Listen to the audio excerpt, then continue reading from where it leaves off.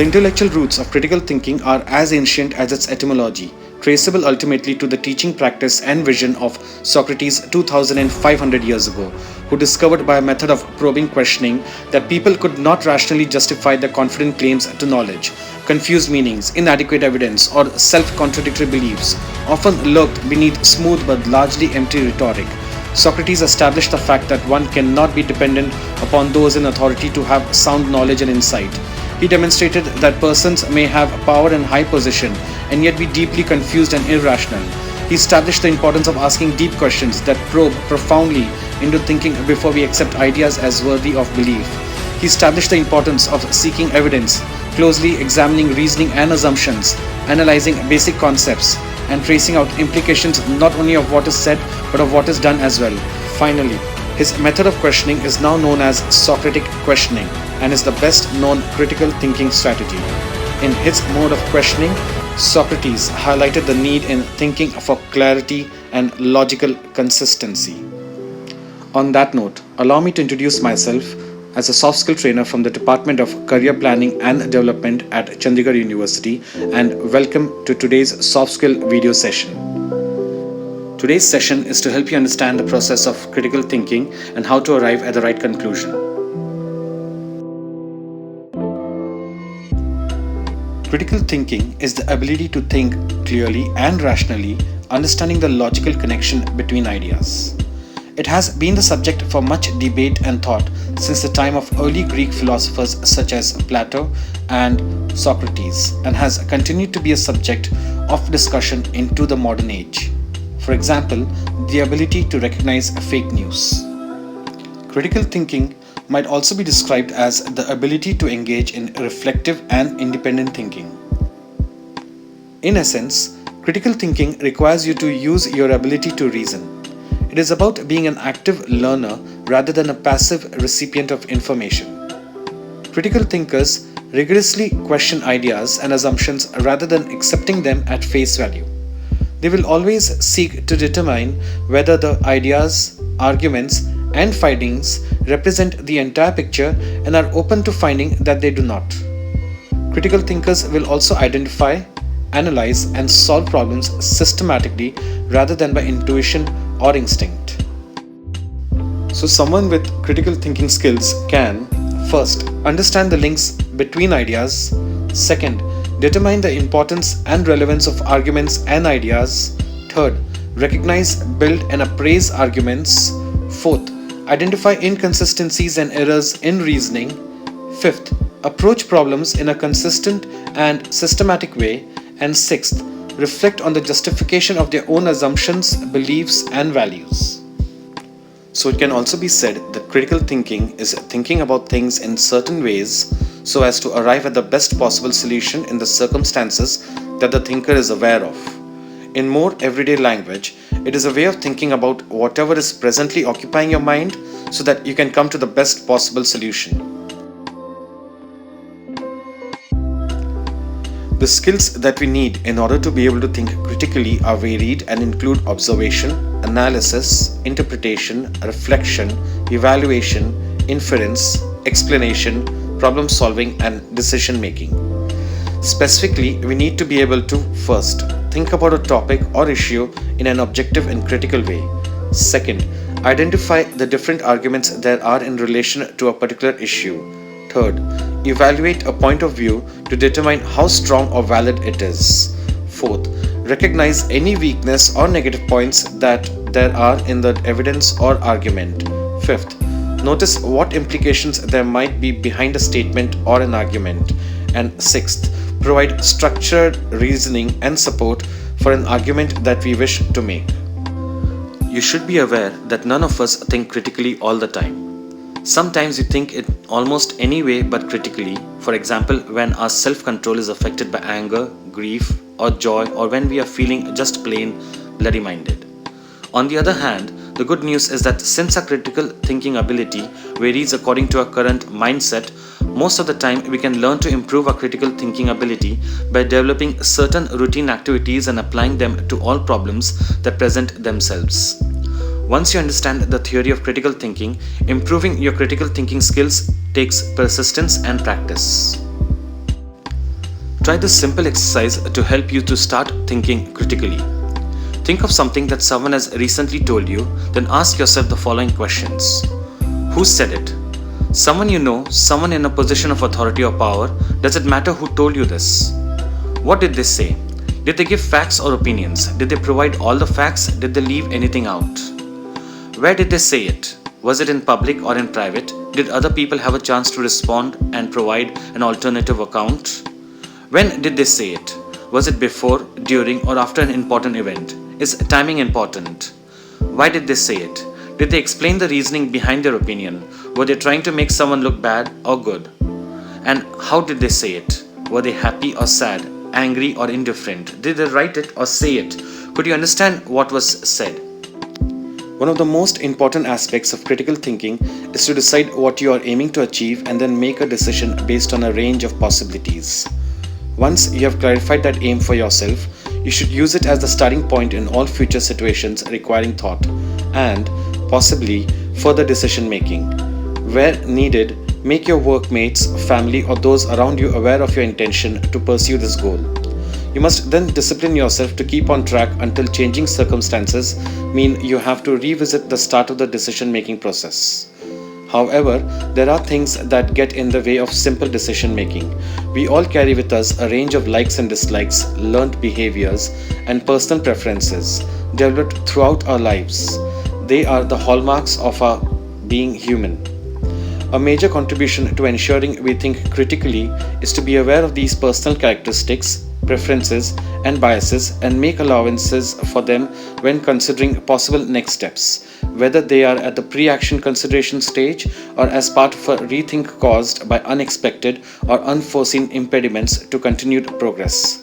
The more clearly we are aware of ourselves, our strengths and weaknesses, the more likely our critical thinking will be productive. So now we move on to understanding conclusion and how to arrive at the right conclusion. To begin, let's understand what is a conclusion. The dictionary says that a conclusion is a proposition concluded or inferred through the premises of an argument. So that doesn't tell us anything at all, but basically what it means is that a conclusion is what you can deduce from analyzing the premises of an argument. So let's look at an example. Premise 1. Brown is a great instructor. Premise 2. Most great instructors are smart. And conclusion. Brown is probably a smart guy. There is a reason why probably is capitalized, and the reason is that this is a common trick in the critical reasoning section. The test may provide a misleading possible answer for a possible conclusion such as Brown is smart. Leaving aside the prior knowledge that tells us this isn't true, because for critical reasoning questions we should never include any outside knowledge in our analysis of a passage. The premise provides a keyword that tells us it's not the answer. Most. Most in this context simply means more than half but not all. Using that definition, we can not assume that Brown is one of the smartest great instructors, regardless of how likely it may or may not be. As far as the application of conclusions in real life, it is pretty evident how this applies to the business world. Using all the evidence we have, we need to be able to come up with the conclusion of whether the economy will go up or down next year, whether a certain marketing strategy will reach its goal, and whether a certain investment will pay off in the long term. Having given a simple example and related the thought process to actual business problems, let's see how we can solve typical conclusion problems using the next example. On their way from their nest to a food source, ants of most species leave a trail of chemicals called pheromones. The ants use the scent of the pheromones to guide themselves between the food and their nest. All pheromones evaporate without a trace almost immediately when temperatures rise above 45 degrees Celsius, that's 113 degrees Fahrenheit, as is typical during afternoons in places such as the Sahara Desert. The statements above, if true, most strongly support which one of the following? A. Most ants forage for food either only in the morning or only during the night. Most ants that do not use pheromones to mark the paths that they take between the nest and food live in the Sahara Desert. C. If any ants live in the Sahara Desert and forage for food at no time but in the afternoon, those ants generally do not use pheromones to guide themselves between food and their nest. D. If any ants do not use pheromones to navigate between food and their nest, those ants use a different substance that does not evaporate in temperatures above 45 degrees Celsius. And finally E. If any Saharan ants forage for food in the afternoon, those ants forage for food less efficiently when temperatures are above 45 degrees Celsius than they do when temperatures are lower. So how do we answer this question? We begin by first getting rid of all the unnecessary information and distracting information to restructure the passage with only relevant information. So premises. Most species of ants leave chemicals on their way from the nest to a food source. This chemical helps them find their way back home from the food. This chemical can evaporate within seconds in hot places like the Sahara Desert in the afternoon. Now you may notice a few things. First, I capitalized most as it is a keyword which may or may not be relevant. Second, I left out the name of the chemical. Pheromones may not be such a complicated word, but the test uses complicated words that add no value in order to confuse us, so we can simply ignore them. Let's analyze the answer choices using the simplified passage. Most ants forage for food either only in the morning or only during the night. Nothing in the passage indicates this, so it's wrong. Most ants that do not use pheromones to mark the paths they take between their nest and food live in the Sahara Desert. The passage doesn't even indicate that there are any ants that live in the Sahara Desert, so this is also wrong. If any ants live in the Sahara Desert and forage for food at no time but in the afternoon, those ants generally do not use pheromones to guide themselves between food and their nest. This answer stated that if there are ants that forage for food when it is impossible to use the chemicals, then they probably don't use chemicals to find their way. This makes perfect sense, so this is correct. If any ants do not use pheromones to navigate between food and their nest, those ants use a different substance that does not evaporate in temperatures above 45 degrees Celsius. We don't know if these ants leave any chemical, while we do not know that any of them actually go out when the temperature is 45 degrees, so it's wrong.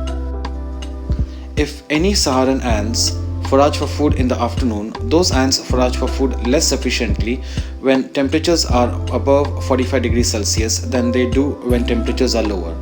Passage says or implies nothing about food foraging efficiency, so this answer is also wrong. So, the correct answer is C, and all the others are incorrect.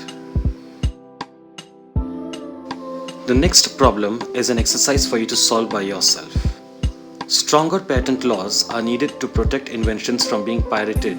With that protection, manufacturers would be encouraged to invest in the development of new products and technologies.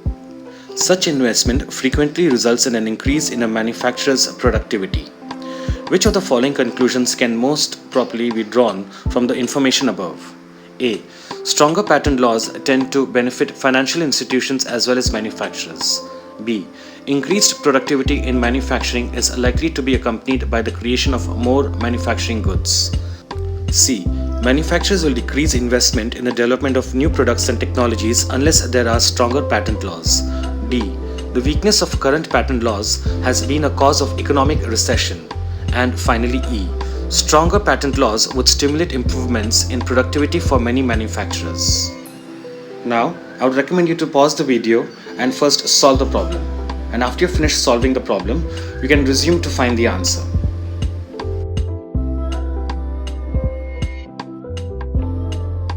So, the answer is... This passage is actually pretty simple and straightforward, so there is no need to restructure. So let's move straight to understanding how we got the right answer. A. Stronger patent laws tend to benefit financial institutions as well as manufacturers. There's nothing mentioned about financial institutions, so this is evidently wrong. Next, B. Increased productivity in manufacturing is likely to be accompanied by the creation of more manufacturing jobs. Nowhere in the passage is it mentioned about jobs, so this is wrong. Next, we have C. Manufacturers will decrease investment in the development of new products and technologies unless there are stronger patent laws. Again, it says nothing about a decrease in things remain the same or it could stay the same, so wrong. We next move to D.